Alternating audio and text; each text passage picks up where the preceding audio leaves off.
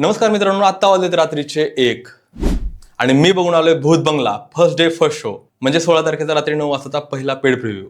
18 वर्षानंतर प्रियदर्शन आणि अक्षय कुमार ही जोडी एकत्र आली आहे. जो अक्षय कुमार आपल्याला भूल भुलैया, भागम भाग, हेराफेरी यासारख्या मूवीमध्ये बघायला मिळाला, तो अक्षय कुमार आता आपल्याला भूत बंगला या मूवीमध्ये बघायला मिळतोय. खरं बघायला गेलं तर ही स्टोरी लिहिली होती भूल भुलैया 2 साठी, पण काही कारणास्तव अक्षय कुमार आणि प्रियदर्शन यांचा भूल भुलैया 2 होऊ शकला नाही. त्यामुळे या दोघांनी एकत्र येऊन बनवला भूत बंगला.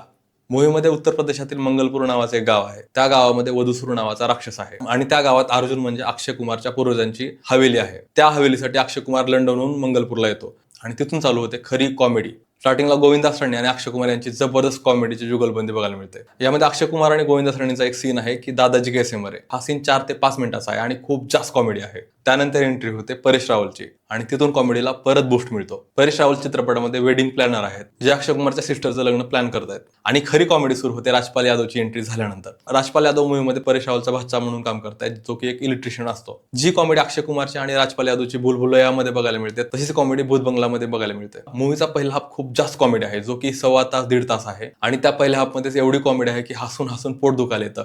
अक्षय कुमार, गोविंद असरानी, परेश रावल, राजपाल यादव एकदम तुफान कॉमेडी करतात. फर्स्ट हाफ नंतर मूवी आपला ट्रॅक बदलते आणि जी मूवी कॉमेडी आहे ती हॉरर व्हायला लागते. सेकंड हाफ मध्ये खूप कमी कॉमेडी आहे आणि खूप जास्त हॉरर दाखवण्याचा प्रयत्न केलाय, पण जेवढी मूवी हॉरर दाखवायचा प्रयत्न केला तेवढी मूवी हॉरर वाटत नाही. तसेच मूवीचा क्लायमॅक्स जेवढा स्ट्रॉंग असायला पाहिजे होता तेवढा स्ट्रॉंग वाटत नाही. ट्रेलरमध्ये असणारा जवळपास 80% भाग हा फर्स्ट हाफ मधून कव्हर करण्यात आलाय. म्हणजे मूवीचा जो मेन भाग आहे, जो मूवीचा मसाला आहे, तो फर्स्ट हाफ मध्ये आहे. मूवीमध्ये असणारे बरेच सीन हे रिक्रिएट केलेत. बहन डर गई हा सीन भागम भाग मधून घेतलाय. बहन डर गई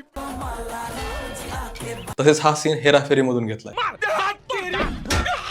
मूवीच्या बऱ्याच गोष्टी हे भूल भुलैयाशी मिळतात जुळत आहेत. मूवीमध्ये अक्षय कुमार सोबत राजपाल यादव, गोविंद असरानी, परेश रावल, वामिका गब्बी, तब्बू, मिथिला पालकर, मनोज जोशी असे बरेच कलाकार बघायला मिळतात. मूवीमध्ये 1-2 ट्विस्ट नक्की आहेत, पण त्याचा एवढा इम्पॅक्ट स्टोरीवरती होत नाही. फर्स्ट हाफ कॉमेडीमुळे खूप फास्ट निघून जातो आणि सेकंड हाफ मध्ये हॉरर असल्यामुळे ते खूप लेंदी वाटायला लागतं. मूवीचे निगेटिव्ह पॉईंट बघायला गेलं तर सेकंड हाफ बोरिंग वाटतो. मूवीमध्ये भूल भुलैयासारखे चांगले गाणे नाहीत. क्लायमॅक्स तेवढा स्ट्रॉंग वाटत नाही. पण 1-2 वाक्यात सांगायचं झालं तर मूवीचा पहिला हाफ खूप जास्त कॉमेडी आहे आणि सगळ्यात महत्त्वाची गोष्ट, ही मूवी आपल्याला बोर नाही करत. त्यामुळे मूवी नक्की बघा. यापूर्वी अक्षय कुमारच्या सलग 8 मूवीज फ्लॉप ॲव्हरेज राहिल्यात आणि ही मूवी बघितल्यानंतर असं वाटतं की ही नक्कीच सुपरहिट होईल. अशाच व्हिडिओसाठी सबस्क्राईब करा आपलं मराठी चॅनल पिक्चर.